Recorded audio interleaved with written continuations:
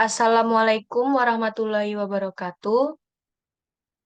Di sini kami dari kelompok 4 akan menjelaskan mengenai uji toksisitas limbah fish embryo toxicity test. Di sini kami beranggotakan 5 anggota kelompok.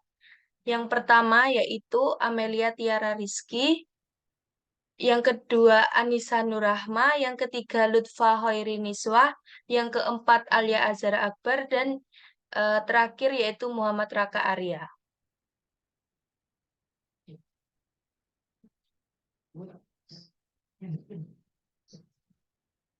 Selanjutnya, jurnal yang digunakan itu jurnal pertama, Evaluation of the Toxic Effect of Clozapine in Zebrafish Daniorerio Embryos with the Fish Embryo Toxicity Test.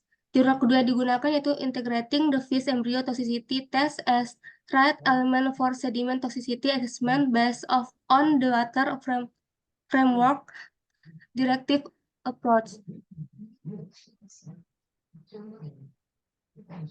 Untuk perbedaan dari kedua jurnal tersebut, yang pertama ada zat penguji. Untuk jurnal satu itu, zat penguji yang digunakan yaitu air berstandar untuk pemeliharaan ikan zebra dewasa. Dibuat air dari deionisasi dan garam berikut, ditambahkan CaCl2 dikali 2H2O, MgSO4 dikali C7H2O, NaHCO3, dan KCl untuk memproduksi air berstandar.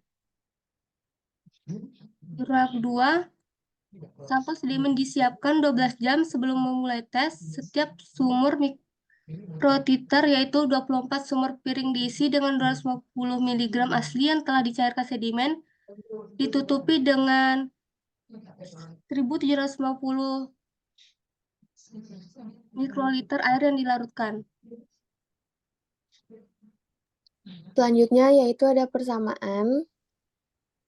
Persamaan yang pertama menguji efek toksisitas terhadap hewan uji ikan. Hasil uji pada jurnal yang pertama yaitu terjadi penurunan viabilitas pada embrio ikan zebra yang terpapar clozapine. Embrio ikan zebra yang diberi clozapine 10 mg per liter gagal menetas. Terjadi beberapa kelainan seperti koagulasi, cacat mata, edema, perikardial, tidak adanya sirkulasi, dan malformasi pada embrio ikan zebra yang terpapar. Hasil uji pada jurnal kedua yaitu efek berbahaya pada embrio ikan serta komunitas makroinvertebrata disebabkan oleh senyawa sedimen. Peran penting komposisi sedimen terhadap kualitas komunitas makrozoobentos telah terbukti. Uji toksisitas embrio ikan dengan Daniorerio dapat digunakan untuk mendeteksi potensi bahaya ekologi sedimen terhadap organisme vertebrata. Selanjutnya mengenai perbedaan yang kedua yaitu persamaan yang kedua yaitu menggunakan metode FET, di mana kedua jurnal yang digunakan ini menggunakan embrio ikan dan juga memulai tahapan inkubasi pada suhu 26 derajat Celcius dan juga menggunakan alat mikroskop untuk dilakukan pemantauan. Dan di mana pada jurnal satu ini mikroskop yang digunakan ini yaitu digunakan setelah tahapan inkubasi, sedangkan pada jurnal kedua digunakan sebelum tahapan inkubasi, dan juga dengan interval yang digunakan untuk pemeriksaan selama 24, 48, 72, dan 144 jam.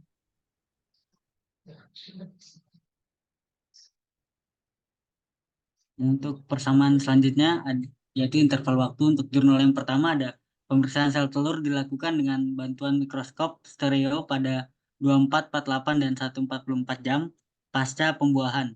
Berbagai titik akhir yang dipantau termasuk ekstensi ekor 24 jam, gerakan spontan 24 jam, pigmentasi 24 jam, perkembangan mata 24 jam dan 48 jam, koagulasi 24 jam dan 48 jam, detak jantung 48 jam, edema perikardial 48 jam, sirkulasi 48 jam, deformasi tulang belakang 144 jam, dan waktu penetasan 144 jam. Untuk jurnal kedua, pelat mikrotiter diinkubasi pada suhu 26 Celcius selama 44 jam. Setelah 48 jam, telur dipindahkan ke dalam cawan terpisah, diisi dengan air yang dilarutkan dan diinkubasi pada suhu 26 derajat Celcius selama 96 jam. Embrio diperiksa setelah 24 jam 72 jam, dan 144 jam menggunakan mikroskop.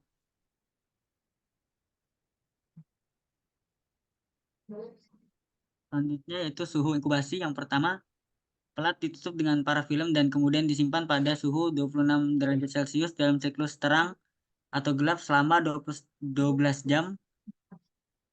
Yang kedua, pelat mikrotiter diinkubasi pada suhu 26 derajat selama 48 jam. Setelah 48 jam, telur dipindahkan ke petri terpisah piring, diisi dengan air yang dilarutkan dan diinkubasi pada 26 derajat Celcius selama 96 jam berikutnya. Untuk alasan hasil uji, untuk jurnal yang pertama yaitu melakukan pengujian dengan limbah obat antipsikotik berupa clozapine, yaitu obat antipsikotik atipikal untuk mengobati beberapa bentuk gangguan mental, terutama skizofrenia yang resisten terhadap pengobatan. Untuk jurnal yang kedua menggunakan limbah logam yang memiliki karakteristik korosif, terutama ketika terpapar lingkungan yang dapat menyebabkan oksidasi atau reaksi kimia lainnya. Hasil dari kedua jurnal itu berbeda karena adanya perbedaan karakteristik dari limbah yang digunakan. Oleh karena itu, kedua limbah tersebut memberikan efek yang berbeda-beda pada hewan uji yang digunakan. Sekian penjelasan mengenai paper yang kami ambil. Kurang dan lebihnya mohon maaf. Wassalamualaikum warahmatullahi wabarakatuh.